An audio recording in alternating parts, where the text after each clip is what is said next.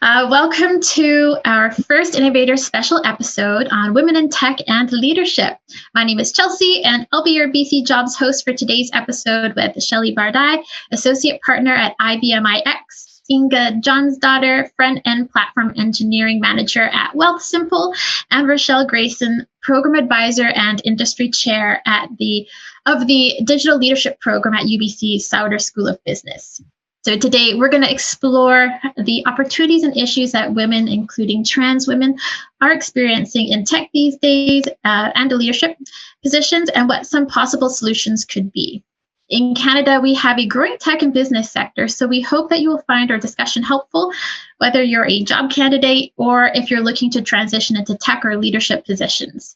A quick shout out to Nadia Shabani, who pitched this idea of having a women's panel to me last year, and for her introduction of our speaker, Rochelle, who is with us today. So thank you so much, Nadia, if you're listening.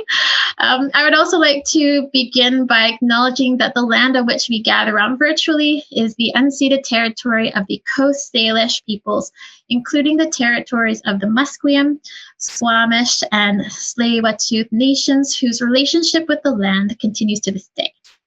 So Shelly, Inga, and Rochelle, it's fantastic to have you three on our special episode today.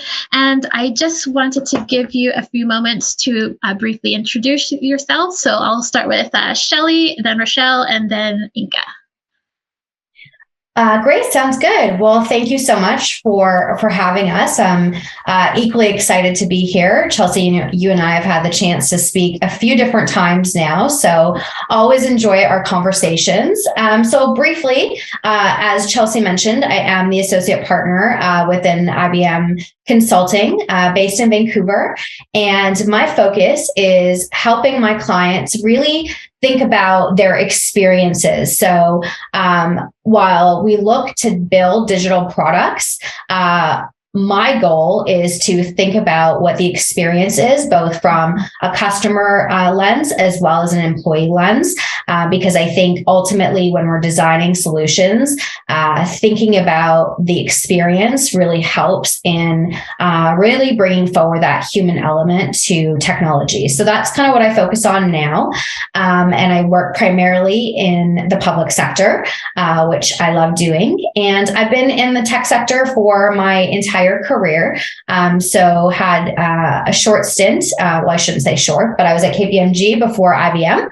And then I was in the startup community for earlier part of my career. Thanks for that great introduction, Shelly. I'll pass over the virtual mic to Rochelle. Oh, hi, everyone. Welcome. Thank you for listening in today. My name is Rochelle Grayson. And as Chelsea mentioned, I wear many different hats. One of the hats that I'm wearing today is as a program chair for Sauder's both digital transformation program, as well as their data and marketing analytics program. Really, the title that I'm most excited about is something that I'll be launching in April, so a month from now in 2023.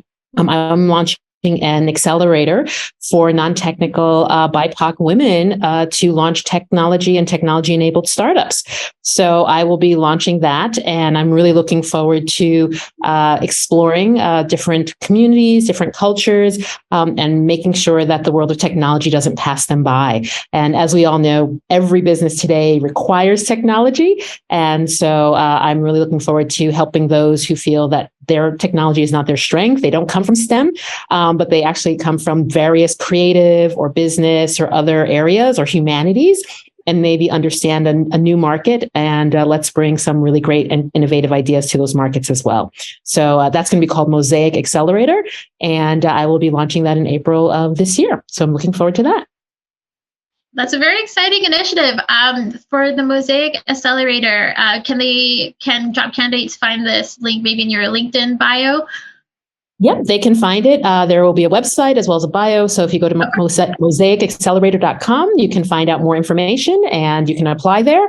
And we look forward to having everyone apply, because even if we're going to start with a pilot program, so a slightly smaller one to make sure that it's working properly, but everyone who applies will still be part of the Mosaic community. And we will have monthly gatherings, networking events, and things like that to encourage those communities to continue to talk and share ideas and share insights with each other. So even if you're not part of the program, please join me in the Mosaic community. We really look forward to hearing from all of you. Perfect. Well, we'll definitely spread the word on that amazing initiative. Thanks, Rochelle. And last but not least, Inga, I'll hand the virtual mic over to you. Great. Thank you. I'm so excited to be with all of you here today and have this conversation. My name is Inga, and I'm the engineering manager for the front-end platform team at Wealthsimple. What that means is that I work towards improving the developer experience for our engineers at Wealthsimple. And I've been there for about a year, and we have a really strong DEI initiative going on there. So excited to share a bit of that with you today and learn from all of you as well. Perfect. I'm so excited to have you three on our little panel discussion today. So first off, I guess we'll begin with our first question, which I'm going to throw over to Rochelle here. So Rochelle, as a program advisor for the digital transformation program at the Sauder School of Business, what are the percentage of women who enroll in this program and into tech programs at large, do you find? So interestingly enough, this was a great question, because I went back and I looked at several years. I've been teaching in this program since over 2012, so over 10 years. And a lot of women, actually, we had disproportionately more women than men who enroll in this program. But then I went and I looked at their titles. And so this is where I think we have to be careful about statistics. Many of the women who actually signed up were sort of mid-level managers who had been tasked to do digital transformation. So they were required to do the execution, but it was driven by their bosses, who disproportionately happened to be men. So the men were sending kind of their managers and, their generals out to learn how to do it. So it was a lot of women who were executing on these strategies, but they weren't the ones necessarily setting the strategies and setting the vision. So I thought that was interesting, because people will say, oh, here's the number, but they don't really look at what is their position and what authority do they have as part of their roles and responsibilities. So I think that's something we have to be aware of when we're looking at these statistics. In terms of tech, I also did some research. I looked at UBC, and UBC did a great job in Sauder and in various engineering and the STEM departments to push for a lot more women.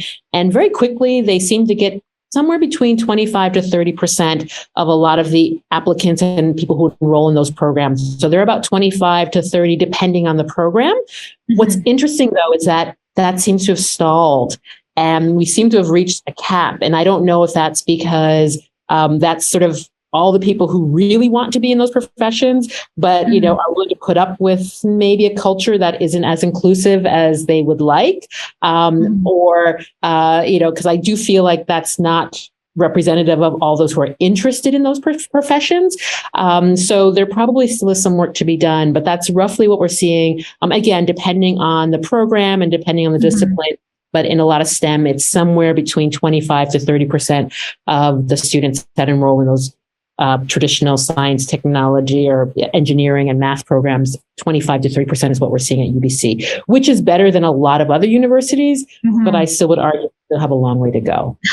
And so how long has this stall been going on for? Is this just the last 5 to 10 years? Yeah, so I would say that the stall we're seeing in the last 2 to 3 years. So there was I think there was a real focus that we needed to bring more women into STEM. I think we've all been hearing that. And one of the reasons I started Mosaic was because everyone was focusing on STEM. And I feel like there are women who are non-STEM and don't want to be in STEM, but have great business ideas. So I think for the last 10, 15 years, there's been a real focus on women in STEM, and that worked really quickly. But the last 2 to 3 years, we're just not seeing the year-over-year growth that we saw earlier on. And it seems to be, as I said, capping out around 30%. I think we have to really look at that and understand, is that because, Inga said, DEI, I think we often focus on diversity and equity, but there's less focus on inclusion and creating inclusive environments. And so even though you have the numbers, if the environment isn't inclusive, inevitably there will be a cap because people don't feel welcome, they don't feel comfortable, and they will leave those programs or they will, go somewhere else where they do feel welcomed. That totally makes sense. Do you find like there's maybe a dropout rate of women from these programs, like if enrollment's at 25 to 30%, or are they sticking to the program and finishing it and graduating at the end? I don't have all the statistics in front of me, so I don't want to but we do definitely. Sorry. I was just thinking, I was like, I wonder, It's a great question. And we do see we do see quite a few women who get to a certain point in those programs and then shift to something else. So it's not that they're leaving UBC, but they're leaving those programs, which would lead me to believe that they're finding a place somewhere else. But also, to be fair, and I looked at master's programs, postgraduates, as well as undergraduate programs. So I'm not just talking about undergrads. I think that, people also find other areas that maybe they hadn't thought about as we're exploring your education. So, I don't want to also say, those programs are bad, but, when we learn, we explore a lot of different avenues and a lot of different venues. And, we might end up going somewhere different. For example, my undergraduate degree was in German literature. So, I'm a humanities, person who has gone into business and has led many startups, and so, again, it doesn't necessarily track specifically that's where you're going to end up. But I definitely think we need to, one of the things is we can't become complacent is really probably the best thing. And we have to really make sure that we're continuing to see that growth because sometimes we get that early success and we think, we figured it out. And usually that early success is not a sign that we've actually figured it out, rather that we found some very tenacious, usually ambitious, wonderful women who are willing to kind of fight for their positions. But that doesn't mean it's always easy, right? And I think we have to be careful about, patting ourselves on the shoulder and thinking, we're good, we figured this out. Oh, I couldn't agree more, especially with, where you start out and where you end up. Like everyone kind of changes their university degree at some point, I find. Exactly. Thanks for answering my tough question. No worries. My pleasure. All right. My next question is for Shelly. So in a leadership position such as yours, do you notice many women role models and women in leadership positions these days? I know we touched on this a little bit during our podcast last fall, but I'll let you talk about that a bit. Sure. Yeah. So I have to say that I do notice that the trend is swinging in the right direction. So there are more leaders. I think there is definitely more representation. When I look at our leadership teams, at IBM, as well as externally, there is more representation. I don't think we're there yet. And I agree. I think we cannot be complacent. And, this isn't about reaching a particular quota, right? So we need to continue to do the work to make sure that there is equal representation within our leadership teams. But also, I think for me, if I look at my personal network and kind of my friend circle, I see a lot of women, who are in my personal network that are in leadership positions and really kind of honing their craft within their own industries.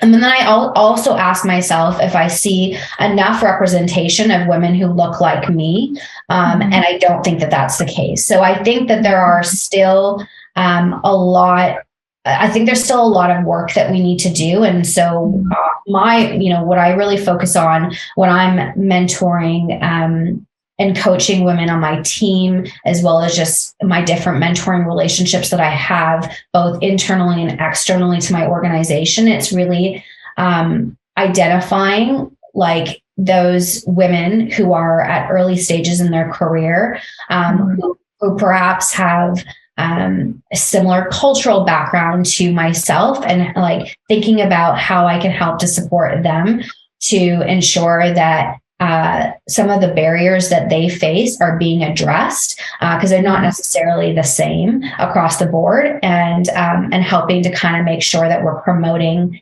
that type of diversity all the way through from early stage careers, as well as like when we think about the STEM programs, like within post-secondary, a lot of those barriers we see present themselves back when women start to enter the workforce. And then we see a significant drop off between kind of that mid to senior level point in women's careers. And I think it's because a lot of those barriers still exist, right? So we really do need to look at it as a systemic issue and not necessarily based on kind of that individual. But, diversity is more than just gender equity, right? It's equal representation across the board. So yes, to answer your question, I think we're going in the right direction, but there's still a lot of work to be done. Mm-hmm. And we'll come back to issues and barriers that women place in my next question. So hang on to that. We'll come back to that. Inga, I'm going to throw over a very similar question to you as the one I just asked Shelly. In an engineering and tech position such as yours, do you notice many women role models and women in tech positions these days? Yeah, it's a great question, and it's good to reflect on, because I think we are definitely, like Shelly said, we are going in the right direction. We're not there yet. There's definitely been an increase in the number of women in technical positions, over the recent years.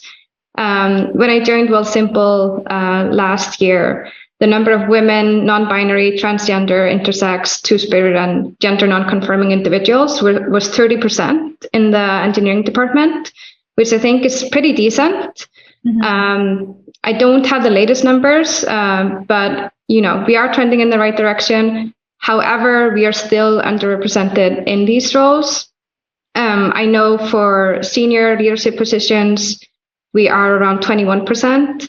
And this number looks even worse for women of color. They are only around 1% in, senior leadership roles. So saying that we are winning as women, in the industry is, we are very privileged as white women. But yeah, there's still a group of minorities that we still need to make room for and take those issues away so we can make room for them. Because, the lack of diversity at the top is not only unfair to the folks working at the company, but we also just don't serve our clients as well, because you have a diverse set of clients, right? And a diverse group of people can figure out the right solutions for those clients. Mm-hmm. Mm-hmm. Absolutely. Thanks for sharing those statistics, Inga. My next question is for Rochelle. What are some barriers or issues that women face during their programs in tech or leadership? I think, wow, that's a very broad question, and I'm going to leave maybe a few very broad, yeah. Yeah, for Shelly and Inga to also chime in here. One of the things that I see often happen, I do tend to network right now at a very senior level and with a lot of sort of C-level staff. Part of it is actually being heard, making sure that your voice is actually heard. And it's not, sometimes it's not speaking up, but I think sometimes it's speaking up and still not being heard. So, we can talk about, we need to speak up, but there are many times where I have spoken up, where people I know that are very, and it just is not heard by the rest of the group. And that can be really, really demoralizing when that happens repeatedly and over time or on multiple occasions. I think, sometimes it is the politics can play a part in some of the challenges that we see. And also just the networking pieces. And, I would also say, kind of to build one point I want to bring up, and both Shelly and Inga spoke to this, is sort of the intersectionality piece that often doesn't get talked about. And that is really, it's hard being a woman, but it's hard being a woman of color or being a woman, and something else, right? Whether, you're transgender, like there are lots of intersectionality things. And I think we need to understand that individuals some of the issues they face can be exacerbated, can be amplified by these other things, cultural differences, how we build relationships, how we talk, how even body language can be very different in different cultures. So I think we have to really, really start thinking about, that intersectionality and making sure that we are providing that, that sort of representation, but also inclusiveness for a variety of different ways of doing things. And I think that sometimes is a challenge, is that in business, business was fairly static and pretty stagnant for many, many, many generations. And so a lot of people think they know how business should be run. And I think, business is kind of being challenged now, and tech businesses to look at things differently and solve problems differently. And it really is getting women to be heard and speak up. I would say there are lots more, and I'm sure Shelly and Inga can speak to them, but that's the one that immediately comes to mind, is making sure that people listen. That's a good one. I'll throw the same question over to Shelly and Inga here. What are some issues and barriers that women are facing in the tech and leadership workspace? So I can go first. So a couple of things that stand out to me. I think one of them is around salary negotiation and what that means for women in particular when we're applying for new roles, and whether or not the organizations have transparency built into their salary negotiation processes. So there's this thing that's referred to as the ask gap. And that what that basically means is that women for so long have been receiving lower wages. And so when it comes to negotiating a salary, when you're starting a new role or you're up for a promotion, you're already kind of starting from a position where there is inequity built in that mechanism. And so, I think about some of my own experiences that I had early on in my career.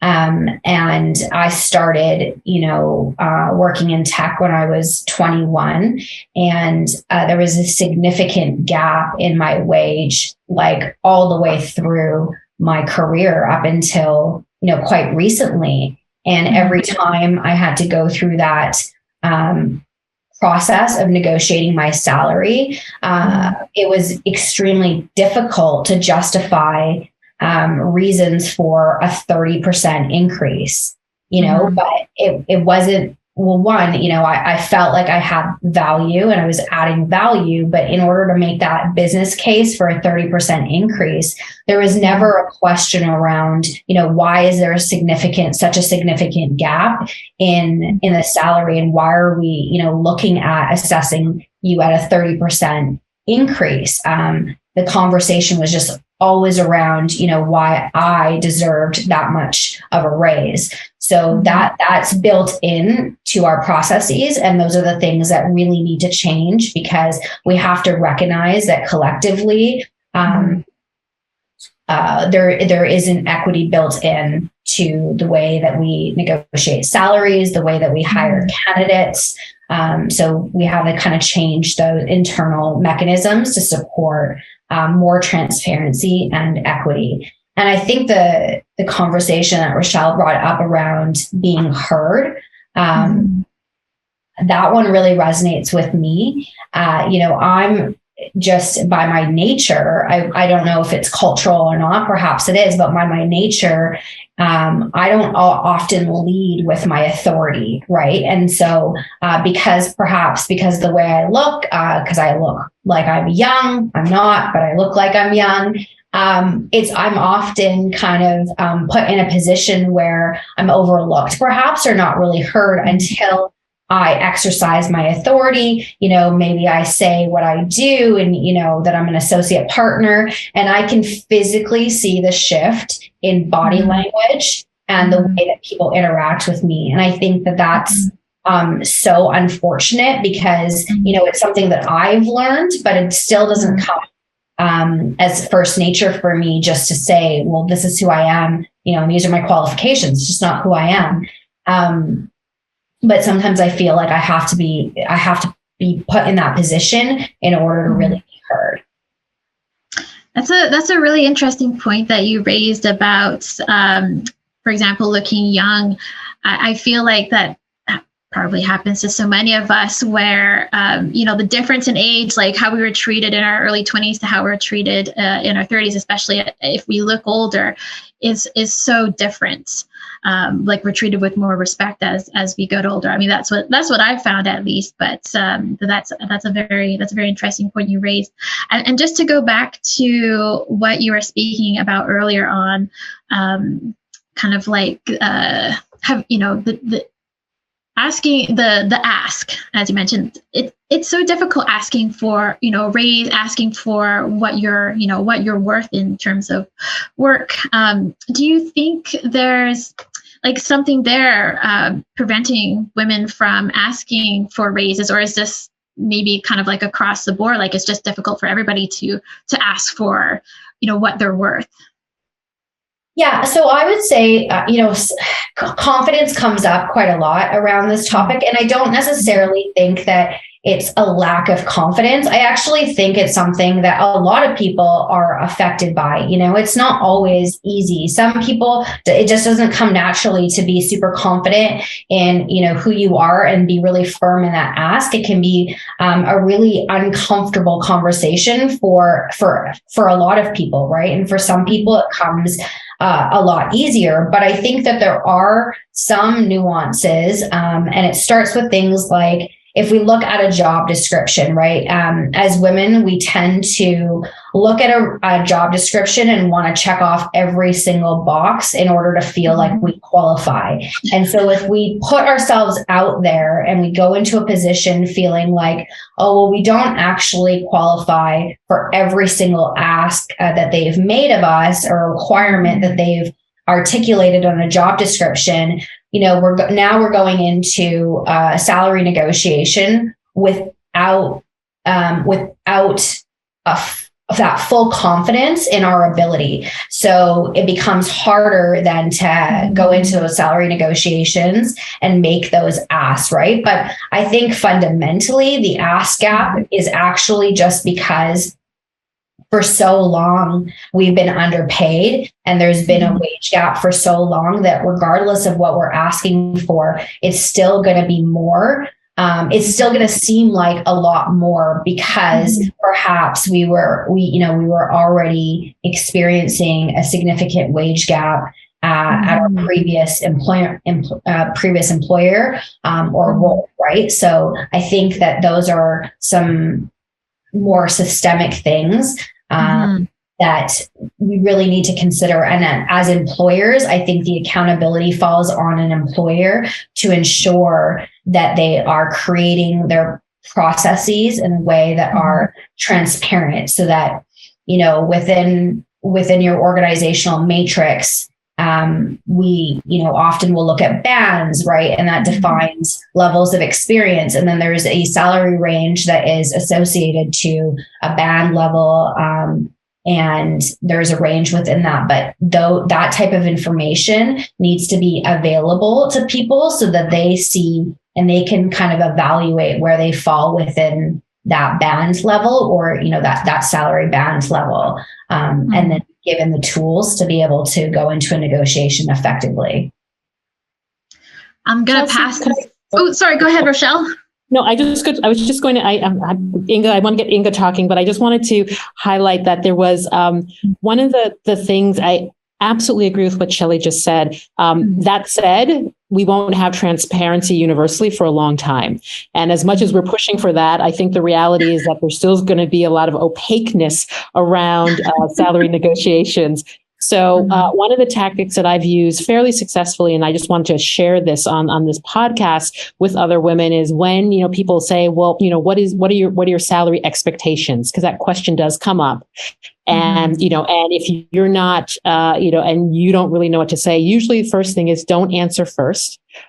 So I usually turn it around and go, well, what is the salary expectation for this position? And they will often give you a range. And if they don't give you a range, then we have a bigger problem, but they should know what the salary expectations are for that particular position you're interviewing for. And so when that happens, I say, well, what are the, and they'll say it's this to this range. And usually what I will say is my expectation is at the higher end of that range. And that's usually my answer, so that basically they know that I'm expecting to be paid at the higher end of that range. And you just say that and know that you can do that. So that's one way. If you are using an online application service, which a lot of companies also use, where they ask you often before you even get there in person what your salary expectation is, a lot of people have now learned the best way to address that is to just put 0 there. And not put a number there, and then basically hopefully if they like what they see, they will bring you in, and then you can have the conversation I just mentioned. But the sooner you give them a number, to Shelly's point, the sooner that you get sort of pegged to that number, and that anchors your negotiation, and that can be really, really detrimental to it. And as Shelly mentioned, over the lifetime of your career, it compounds like interest. And so, if you start lower, you're going to end up with a lot lower in 10 years, just because it started with less. And so even if you get a 10% increase year over year, if you started so much lower at the beginning, still that gap is going to get bigger and bigger over time. So those are just 2 tips that I want to share based on what Shelly just mentioned. Hopefully they're helpful to any of the listeners if they're out there thinking about salary negotiations. And I will be quiet now and let Inga. Super important tips. And I especially like flipping the question around. So thank you for sharing that. Yes. Yeah, absolutely. The floor is all yours, Inga. Yeah, no, thanks. This conversation is so interesting, and I can relate to so many things, like looking young and getting, paid for what you're worth. I think that's also, like, in my experience as a white woman and an immigrant in Canada, I was told that I would never get the pay that I wanted. But, I think that was just a presumption of what they thought that I could do. And at the end, I was able to negotiate my way up. I think, I could talk about salary negotiation all day. But another thing is also that you can support the women around you. So if you are unfortunately at a company that doesn't share salary bands, you can support and be an ally to the women around you by sharing your salary with them and help them bring their salary up. Because unfortunately, some people are truly misleveled, or will get a salary that they asked for, but they should be much higher. So that is another kind of way into the back door where you can support women around you. We at Wealthsimple, we actually got a consultancy service, Feminuity, to survey our employees and to understand, what are the barriers at Wealthsimple for women at work. And I think it can differ, based on the company and based on the culture and how well they are doing. For us, it was lack of representation in leadership. It was also poor work-life balance and inclusive mindset. So, not being taken seriously or listened to by your, white male colleagues. Another issue is not enough psych safety at work. As an example, like a woman would not feel comfortable talking about their plans to have children at work. So if policies are made available to them so they don't have to ask anyone, that is, something you can do to reduce that barrier. And then there was lack of recognition and too much glue work. And I think that's something that women tend to take on too much, is doing the glue work that nobody wants to do and nobody cares or recognizes you for doing. Sorry, the glue work? Yeah. So taking notes, in a meeting, or, really the stuff that keeps the company going. But all the networking events, the parties. Events. Exactly. The birthday cards. Yeah. Generally, the administrative roles fall to the women, and that's that's a big time sink. Those are all really important points that you've raised there, Inga. My next question, which I'm just going to pose to all three of you.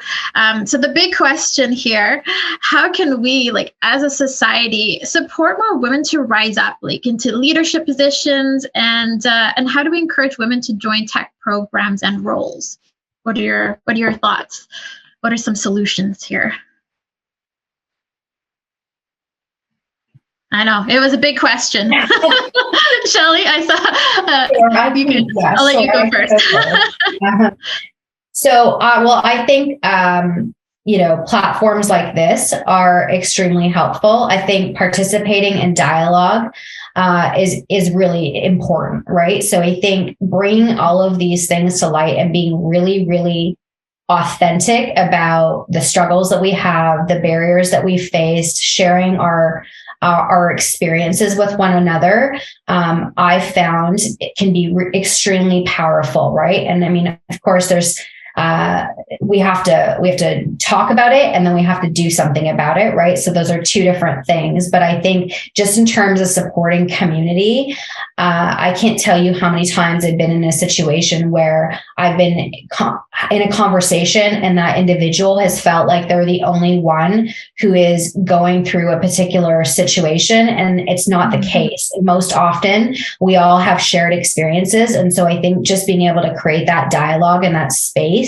to share is super important in a way that we can support our communities. So I try to participate in as many conversations and platforms for dialogue. At IBM, we have a number of different people networks. So we're really fortunate in that sense, where we have so many different groups of people and different conversations and dialogue going on that you can participate in. And feel open and feel safe to share. So I think that's a great starting point. But maybe I'll pass it over to Rochelle and Inga to share as well. Perfect.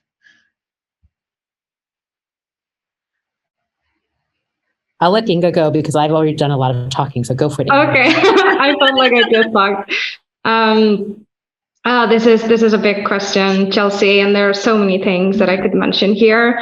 Things that have helped, for example, back home is that we have a equal pay policy. So companies that have more than 25 employees will have to prove that they are paying women and men the same salary. I think another thing here, if we talk about it on the society level, is that in reality, women they go to their first shift at work, they come home and they do their second and third shift, as caretakers, as planning their, social events with their husbands or partners or whatever. And if we don't have equality at home, we won't achieve that at the workplace. So I think as a society, we have to share this load. And we have to support women at home as much as we have to support them at work. So the ball here is really with the partners. Like, they have to step up and help chime in. And it's not enough to just do that at your workplace. Mm-hmm. Yeah, so it's across the board. In this case, you have to change everything up. That's really interesting about Iceland. So companies with over 25 employees must prove that they're paying everybody equally. We don't have anything like that here in Canada, do we? Has anybody come across that? That's not that I know of. No, really progressive. Yeah. Good for Iceland. Well done. Yeah. I think another thing they do really well is that I think it's more frequent there that men take paternity leave as well. But here in Canada, it's usually just the mom, like just the woman. And it also just doesn't set them up for success, because if they have to take up all the maternity leave, they'll miss so much more time out of the industry than men do. That's so true. Yeah, I think it's growing here, but it's still, in the early stages for paternity leave. Yeah. Rochelle, any thoughts? Well, and I want to build, I think that Inga brings up a really good point, and it really is also around that equity around the mental load. So one of the things that people, we talk about that work-life balance, but really when you split also those responsibilities, even at work, when you split responsibilities within your team, it's not that someone executes. Execution is easy. So if I'm doing the planning and I'm doing the scheduling and everything else, and all you have to do is execute, that's the easy part, quite honestly, in many cases. And so often when I'm splitting things up with colleagues or with my partner, I tell them it's about planning, it's about scheduling and execution. So you have to do the planning. I'm not going to tell you how to plan it. I'm not going to give you ideas. I'm not going to do, because often it's like, oh, I'll cook. Just tell me what to cook. Well, what to cook is half the battle, right? So, no, you look in the fridge and figure out what you're going to cook, right? Like that creative process is actually part of the heavy lifting. And I think sometimes people really ignore that, and they think it's all about what you see at the end, but it's actually all of the steps, almost the precursor, the pre-planning that happens. And that really is a big mental burden for a lot of women, and that we tend to do. And we're tending to juggle lots of activities, even if they're being executed by others. And so you really have to learn to also shift that over.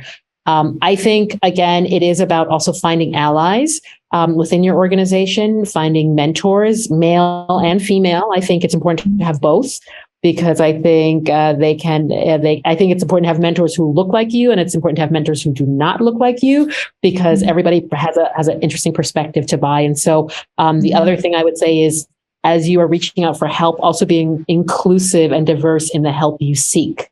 If you seek help from everyone who is like you and looks like you and has the same experiences as you, you're going to stay in your bubble. And sometimes you need to hear it from people outside of your bubble, and they may provide some interesting perspectives. It may not be what you want to hear, but it is the world we live in and the reality. And I think it's important to actually, as Shelly was saying, part of that dialogue, I think it's really important to have that as well, so that you understand the full picture as much as you can. And I think the other thing is that we need, those of us who have been successful, need to pay it forward. And so, again, that's really about, as Shelly's doing, I'm doing, it's really looking back and trying to help those who are either early in their careers or starting something, to make sure that they don't end up, as I like to say, they can avoid the potholes that I encountered in my career. That said, there will be new ones that come up, because the world is ever changing, and there will be new things they encounter that I did not encounter. But I think we need to really make sure that we are, truly pioneering, but paving a way for others to follow. It's not enough for us to only be successful, but we have to make sure that others follow, and that they are better than we are in some ways in moving the needle forward. So, and that takes time again. And, you need to make sure that you carve out time and get recognition, back to something that was said earlier, for doing that. Because I also know a lot of, especially larger organizations, have mentorship programs, and all of us get tapped on the shoulder to be a mentor, but then that's added to our work. It's not taken away from all the other things. And so you really need to make sure that you're clear about that when you move forward. So there's like a balance. That balance, and say, if this is important to the organization, if it's important to my company, then I need to get recognition and time to do that properly. And something else is going to give. I have to, give to get. I'll give you that, but what am I going to get in return in order to basically make that work?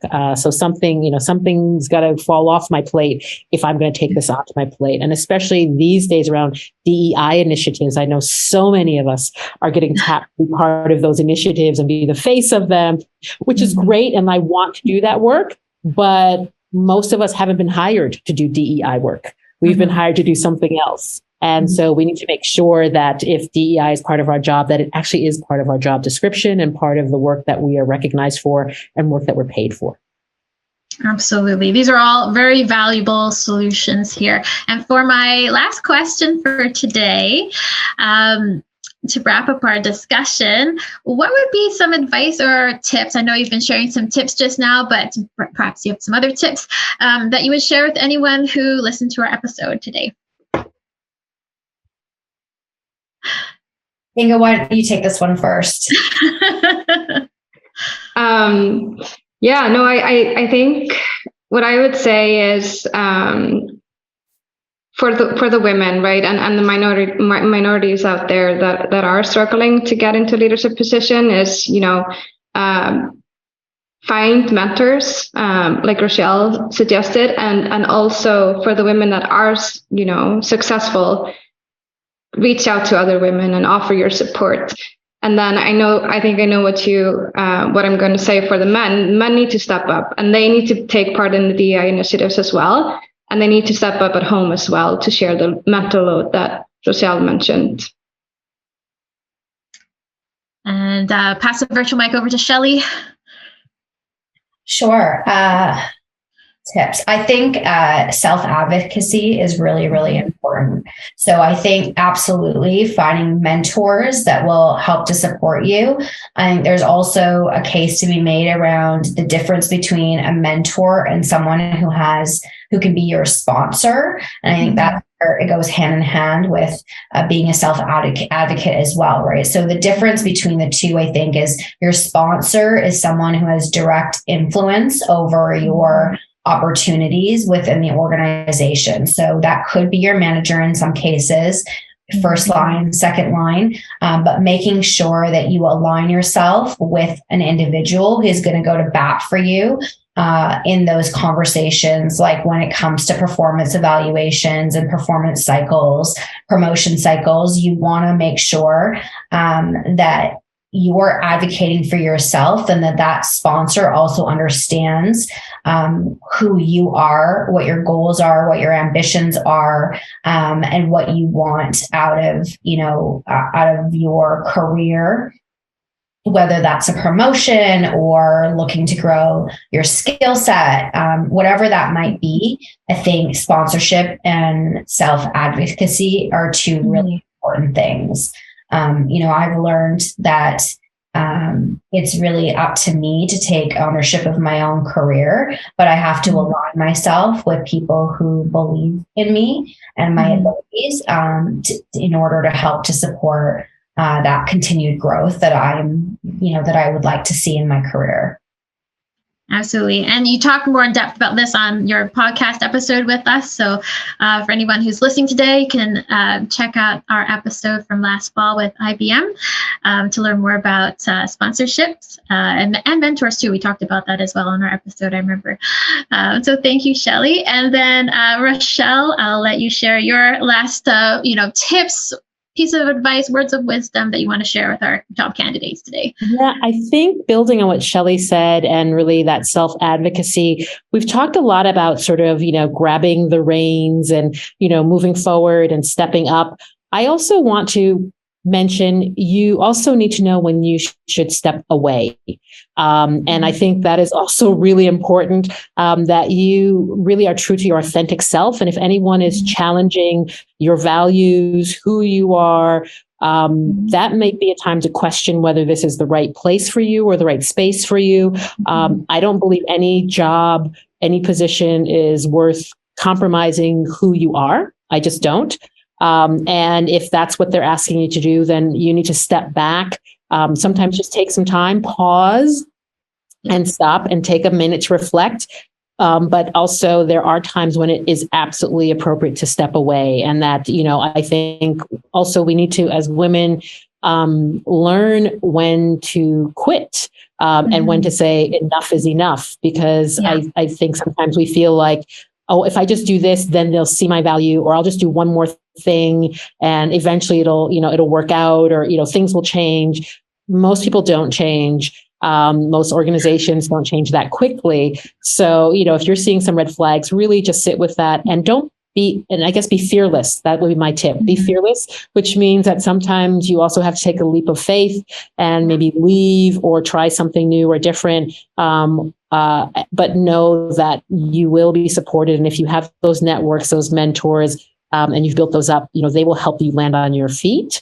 But there are times when you need to, and so that's why those networks are also important, not just for your career, sort of moving your career forward, but also for helping you maybe even do new horizontal, lateral moves or find a new opportunity, when it's necessary. So sometimes I just want people to also be comfortable saying no.